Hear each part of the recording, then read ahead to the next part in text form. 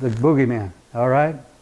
All right. There's so much metaphysically good about Saturn, but people don't want to see that, you know.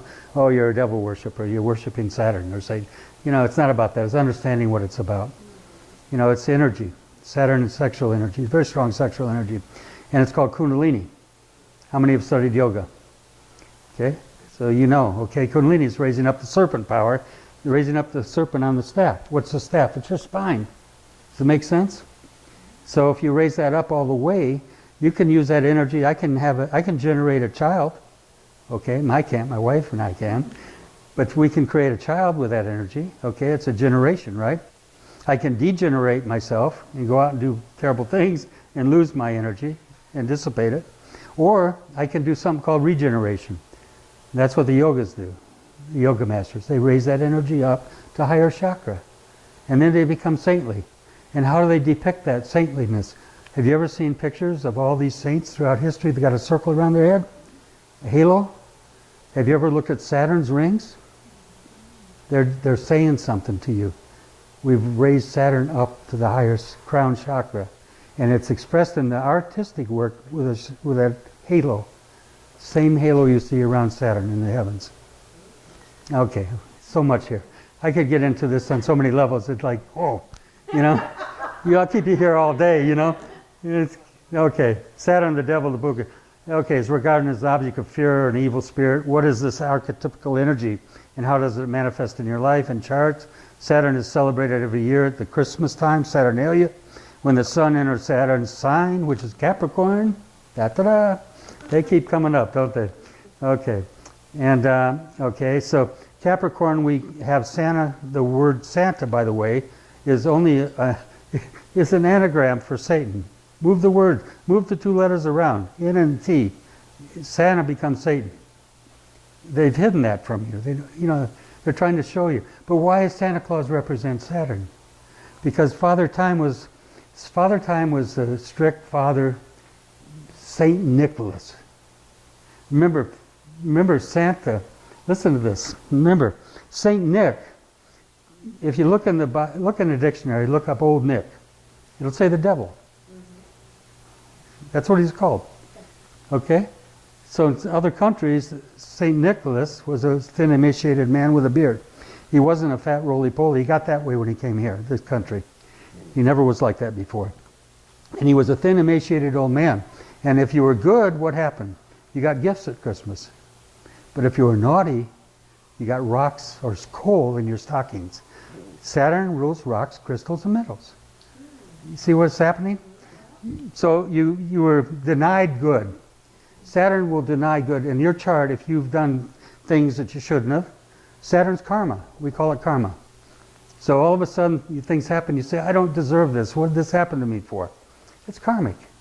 And what is the law of karma? It's Saturn's law. It's what you sown, you're going to reap. What is the Grim Reaper in Saturn?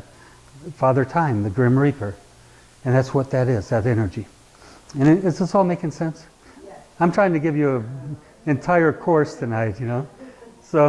So anyway, so there's so much more to this story, but I can't do it tonight. And so Saturn consciousness lives in the past. It tends not to dwell in the present.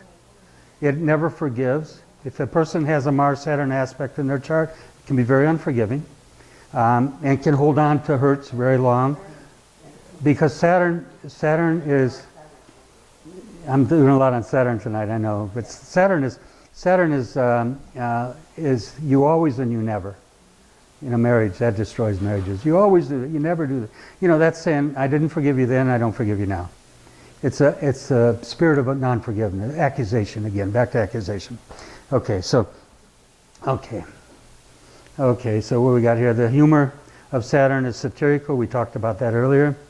Critical, ridicule, mocking others, that's what Saturn's can be. Accusatory. Saturn's value is that it provides growth, maturity, wisdom to the native. Most people dislike Saturn's influence because they're not light and chipper, youthful and happy influences, but they are extremely important in a chart because they provide us perseverance through diversity or adversity, perspective after a trauma, and these influences are the ones that allow you to make sense of tragedy and hardships. Okay, so Then we're going to move to Jupiter. Oh, Saturn afflictions in a chart can cause skeletal bone problems, arthritis, broken bones, teeth problems, and even skin problems. Okay? So, am I going too slow? I am, aren't I? No, You sure? Okay. So, let me get a sip here. In 1 minute. All right, so, okay. Nixon was typical Saturn energy. President Nixon. He even had a blood clot in his leg, by his knee. And knees are ruled by Capricorn, Saturn. Okay, so, you know, the word kneecap, Capricorn. So many things tied together. Anyway, language is amazing, you know. So, I mean, I just had a client who came to me 2 days ago for a reading. She was just got back from California. She wanted right away. So I went ahead and did the reading. And I said, "There's something wrong with your knees or something?" She says, "Yeah, I got both my kneecaps have to be replaced." You know, but it was in the chart, you know, the knee. Okay, Saturn afflicting chart. Especially Mars and Pluto can bring hard lessons, very often physical injury or chronic pain, chronos. Father Time, the measure. I used to have a watch, it was called the Hell Bros. Hell Brothers. And it had Saturn symbol on the front of it. The old watchmakers knew from where their trade came from. Father Time, right? Okay. Anyway, let's kind of move on. I'm moving so slow. Saturn afflicting to Mars. One of the hardest aspects is this. It's produce injury and pain into one's life. Mars is hot and cutting, whereas Saturn is cold and chronic. This is usually a sign of accident proneness at its worst, but also can denote great strength and endurance. Now let's go to Jupiter, more positive. Jesus. Jupiter is a planet of faith, positive, hope, and morality. It rules Sagittarius and exalted in Cancer. Jupiter represents the principle of expansion versus contraction, which is Saturn. Saturn contracts. What does fear do? Contracts. You know, if you're real fearful, you can hardly, your vocal cords will freeze up, actually, constrict. You can hardly talk, right? Whereas what does love do? Expands. They're totally opposite. Perfect love casteth out what? Fear. Anyway, it's all Zeus, okay? Okay, represents Saturn. The aspiration of the higher self. This could include a sense of humor. The word jovial is Jupiter, Jove, ancient name for Jupiter. A jovial person is Jupiter energy. See? So, someone once told me, he said, if somebody claims to be a wise man, don't listen to them if they have no sense of humor. You know? I believe that too. So, on the flip side, Jupiter can also be associated with irresponsibility in the form of blind optimism and overindulgence. In the chart, it indicates your faith, your sense of the future, your optimism, your belief that things are going to be fine. And I try to get people that have strong Jupiters in their chart, if they've got afflictions, to start operating on a Jupiterian level, which is faith and trust. Okay? And faith and love is what it's all about. Everything else it's not there. I say, you know, what is love? I wrote a poem years ago. What is life but love in full sway? Take it away and there's death and decay.